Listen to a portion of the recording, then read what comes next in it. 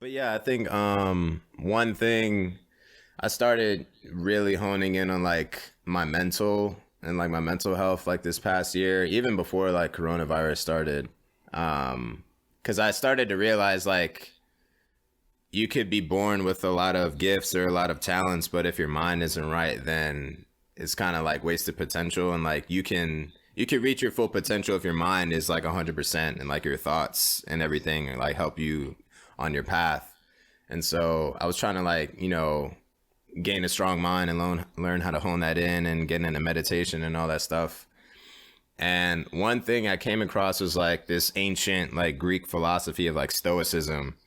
Um, and so that was like an ancient civilization, and they had like the Stoics, they call them like Marcus Aurelius and like all these other people. Um, and those philosophies have kind of like trickled their way into like modern day times and like through different books and different people. But one thing they had, one little phrase or like that they say is like memento mori or something, and it's supposed to be like a reminder that you will die one day. Mm-hmm. And it's not supposed to be something morbid or something to put you in a negative mood. It's to help you give perspective on your life. So like if you're in traffic one day and somebody cuts you off and like you almost get into an accident, now you're pissed, like you say memento mori and you realize like, oh, like one day I'm gonna be on my deathbed and like, is this gonna matter, Right. like 50, Right. 40 years from now. And so learning how to like take those situations, put them into perspective and just learn that, this is really not that big a deal. I think that really helps me nowadays. Like if I'm going through something and like a situation like pisses me off or like something is not ideal, or like I caught a flat tire today, like driving back home, and normally that situation would like really like ruin somebody's day or something. Right. But in that moment when I feel myself like getting like kind of like too in the moment, I'll ask myself like, will this matter on my deathbed? That's like all the question I always ask myself now, and it's usually the answer is almost always no. I was Like about to I say haven't more said, often than not, the answer is probably gonna be no. I haven't said yes yet. So Right. as long as I keep saying no, it just like eases the situation to the side. And so yeah, I think that's my biggest lesson. So I was One gonna. of the I think I biggest lessons remember. so far. I remember the question I was gonna ask. Shoot, So fire away. I've known you pretty much our whole lives. We've known each other pretty much our whole lives. So I've known you to be like a perfectionist, right? So do you think so? Was that lesson like everything is not do or die? Is that lesson, was that a difficult lesson to learn? Bruh, I'm just learning this like this year. like I'm 24, so that was yes.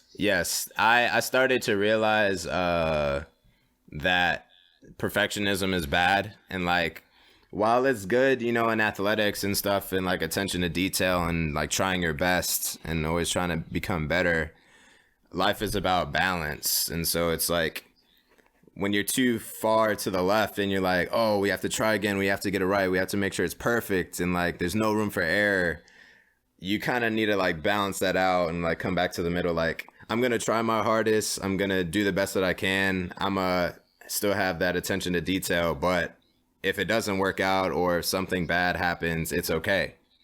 So that's where you like balance it out with the right side, where it's like, being nonchalant and not caring. Like you kind of like meet somewhere in the middle. So yeah, that was definitely a hard lesson to learn. But you kind of realize though, when I started looking into like perfectionism and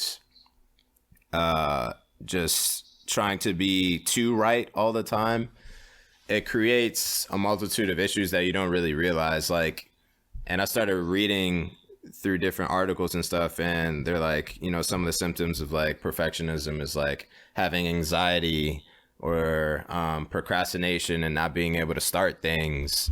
And I started to realize like I do all of this shit. Like Yeah. I procrastinate on things because I know how much effort I am going to put into it, because I am a perfectionist and I know I'm gonna do it to 1,000%. Right. So that's why I was procrastinating. You know, having anxiety about situations or tests or like outcomes of things because I want it to be right. Like when you're a perfectionist, you think that there's a right outcome, when that really doesn't exist in reality. And so you have anxiety and you worry about things, and you're hoping that they come out a certain way. So just trying to let go of that. You know, it was definitely hard. I'm still working on it now. I feel like I'm a lot better at it. Cause it's a lot of years of like bad habits, just like building on top of each other. Once you like get in that habit of like always being a perfectionist and always trying your best at everything, it helps. Like you'll do well in school, like you'll be a good athlete, like to a certain extent though. After a certain extent, like your mental health is going to take a toll, and probably the physical as well. So Yeah, I feel like you wouldn't have, like, you worried about being perfect. You don't have time to enjoy life and Right. worry about other stuff. Yeah, I feel like you're the only person I know. Like when he was in college, we would text. I'd be like, every time I asked him what he was up to, he'd be like, "Hey, I'm doing homework." I'm like, how do you do homework for 24 hours a day? 24 hours, homework or pasta. That's it. The only person I know, every time I text him, I'm probably out. I'm out like partying or something. I just failed a test. I'm like, I don't care. I'm about to go party.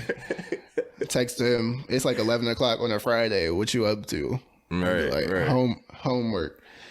Yeah, I don't know, man. I feel like I think part of it was due to like my major as well. I know it's like kind of cliche to say, like like engineering majors, ooh, they think this shit is so hard.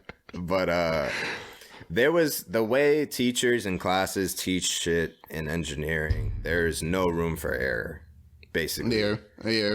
And the way they kind of like support that or back up that theory is, you know, you're an engineer, so if you make a mistake at work or in the field, people will die. That's the consequence. Mm-hmm. And so that's kind of like in the back of your head when you're going through all these classes. And so when you're doing these force calculations and figuring out the gravity and yada yada, and like how much weight this thing needs to take, the teachers and the way the classes are set up, they leave no margin for error. So it kind of like reinforces that perfectionist mindset. So like I could be doing a homework or a test or a quiz or something, and the way the questions are set up, it's like a chain of events. And so like if I get one thing wrong, or you know, if I don't do my significant figures and like change the answer to 2 decimal places, I get -5 or -10 on a test, and now I'm at like a B- or some shit after like one question. So it's like I feel like those 4 years of school definitely reinforced those unhealthy habits of being a perfectionist. And like after getting out of school and like going into the real world and like working and stuff, you realize that like none of that matters. Like nothing is ever that serious. Like multiple people check your work, multiple people work on things together. Like you'll have someone checking your stuff, and so it's like there's no need to have that anxiety of wanting to be right all the time. And I feel like that makes you like risk averse too. Like in the real world, you know, getting over that perfectionist mentality from school and like maybe from like your upbringing, in the real world, that causes like you to avoid risks. And so maybe you don't start that podcast because you want it to be perfect and you want the setup to be nice or whatever. Right. Maybe you don't start that business. Maybe you don't buy that car. Maybe you don't go after that dream that you have because you want it to be right, or it's just not, you don't think it's going to work out. So I think it's definitely something I had to let go of, and I kind of like going through that process now and almost there, but Hey, it takes time.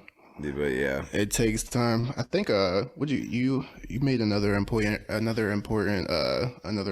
point where you said life you need a balance. I think that's also that's an important life lesson too. everything about balance. Everything life, you have to have a balance, whether it's, I don't know, you have stuff that you care about and stuff that you don't care about.